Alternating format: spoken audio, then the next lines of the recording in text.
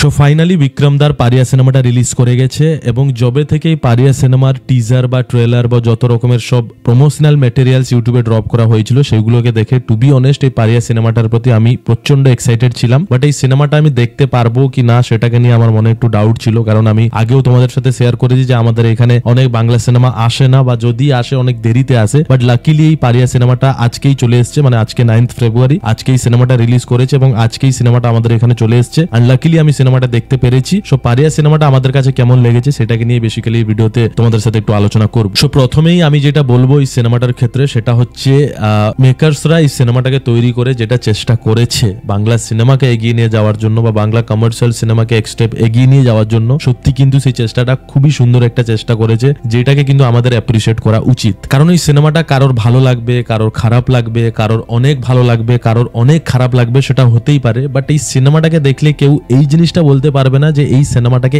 এমনি এমনি তৈরি করে দেওয়া হয়েছে, কারণ সিনেমাটা দেখলেই তোমরা বুঝতে পারবে যে এই সিনেমাটাকে মেকার্সরা খুবই চিন্তা ভাবনা করে তৈরি করেছে বা ওয়েল প্রিপারেশন নিয়ে তৈরি করেছে বা মানে ডেডিকেটেডলি যত্নের সহ তৈরি করেছে। এই জিনিসটা তোমরা বুঝতে পারবে এই সিনেমাটা দেখলে। এবং আমি বলবো আমাদের এইরকম একটা সিনেমাকে বা এই পার্টিকুলার পারিয়া সিনেমাকে সাপোর্ট করা উচিত, অ্যাপ্রিসিয়েট করা উচিত, সিনেমা হলে গিয়ে এই সিনেমাটা দেখা উচিত। তাহলে ইন ফিউচার বাংলা ইন্ডাস্ট্রি থেকেও আরো বড় বড় সিনেমা আসবে, আরো বড় বড় সিনেমা তৈরি করার চেষ্টা করবে বাংলা ইন্ডাস্ট্রি, বা অন্যান্য ইন্ডাস্ট্রিতে যেরকম বড় স্কেলের সিনেমা তৈরি হয় সেই চেষ্টাটাও বাংলা ইন্ডাস্ট্রি করবে। কারণ এই সিনেমাটা, এই পারিয়া সিনেমাটা সেইটারই এক্সাম্পল। মানে এই সিনেমাটা দেখলে তোমরা বুঝতে পারবে যে এখানে বাজেট কিন্তু খুবই কম, কিন্তু সেই কম বাজেটের মধ্যে মেকার্সরা এখানে এই সিনেমার মাধ্যমে ভালো কিছু ডেলিভার করার চেষ্টা করেছে, বাজেটের ইস্যুটাকে এক্সকিউজ না বানিয়ে। এবার যদি আজ এ অডিয়েন্স বলি সিনেমাটা আমার কেমন লেগেছে, তাহলে আমি বলবো পারিয়া সিনেমাটা কিন্তু সত্যি খুবই ভালো একটা cinema. But at the same time আমার এটাও মনে হয়েছে যে সিনেমাটা আরো ভালো হতে পারতো। মানে এখানে গল্পটা কিন্তু খুবই সুন্দর একটা গল্প এবং সেই গল্পটাকে ডিরেক্টর এখানে যেইভাবে প্রেজেন্ট করবে বলে ভাবনা চিন্তা করেছেন সেটাও খুবই ভালো। মানে সেটা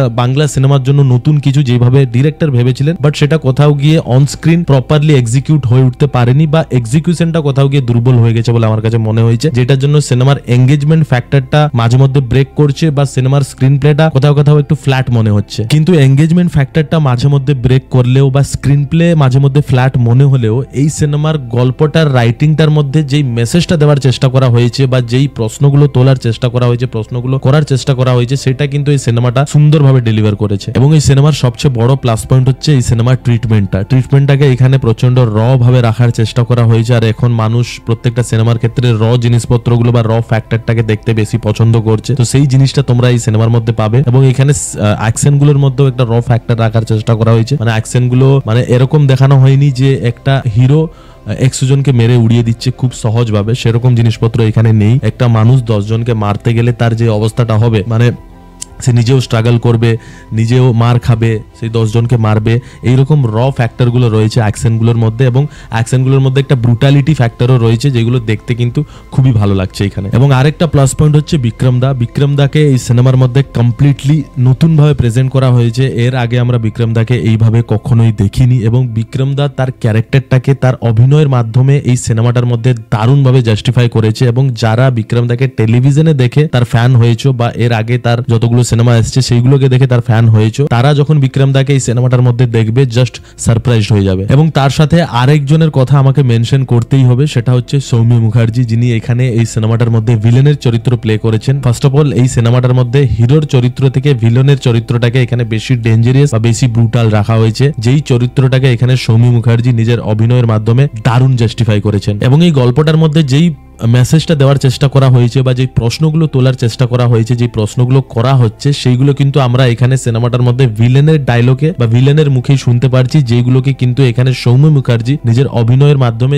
যেই ওয়েতে ডেলিভার করেছেন জাস্ট আউটস্ট্যান্ডিং। মানে আমার কাছে এই সিনেমাটাতে হিরোর চরিত্র থেকে ভিলেনের চরিত্রটা একটু বেশি ইম্প্যাক্টফুল মনে হয়েছে। তবে অম্বরীশ ভট্টাচার্যের ক্যারেক্টারটার ক্ষেত্রে আমি একটু ডিসঅ্যাপয়েন্ট হয়েছি। তার কারণ হচ্ছে ট্রেলারটা দেখে ওনার ক্যারেক্টারটার প্রতি যেরকম একটা ধারণা তৈরি হয়েছিল, ওনাকে আমি এই সিনেমাটার মধ্যে সেই রকম ভাবে পাইনি। মানে ওনার অ্যাকচুয়ালি চরিত্রটা হচ্ছে একটা বড় মাথা হিসাবে দেখানো হয়েছে, যে এই যে র্যাকেটটা চলছে কুকুরদের নিয়ে একটা ইললিগাল র্যাকেট চলছে, সেটার একটা বড় মাথা হিসাবে দেখানো হয়েছে। বাট ওনার চরিত্রটা আমার ততটা স্ট্রং বলে মনে হয়নি, ওনাকে সেইভাবে ইউজ করা হয়েছে বলে আমার মনে হয়নি। দেখুন অম্বরীশ বাবু দারুণ একজন অভিনেতা, তো ওনাকে যত ভালোভাবে ইউজ করা যাবে তত ভালো লাগবে দেখতে। এবং এর আগে আমরা অম্বরীশ বাবুকে নেগেটিভ ক্যারেক্টারে দেখিনি, এইখানে আমরা নেগেটিভ ক্যারেক্টারে দেখছি। বাট কোথাও গিয়ে আমার কাছে মনে হয়েছে যে ওনাকে প্রপারলি ইউজ করা হয়নি, ওনার ক্যারেক্টারটা আমার স্ট্রং মনে হয়নি। কিন্তু আমি ট্রেলারটা দেখে আমি অনেক আশাবাদী ছিলাম যে অম্বরীশ বাবুর ক্যারেক্টারটা একটা ডেঞ্জারাস ক্যারেক্টার হবে, বাট সেইটাই সিনেমাটার মধ্যে আমি সেই জিনিসটা পেলাম না। এবং আরেকটা কথা হচ্ছে বিক্রমদার যে ক্যারেক্টারটা আছে তারও একটা ডার্ক সাইড রয়েছে বা তারও একটা পাস্ট রয়েছে, যেটাকে এখানে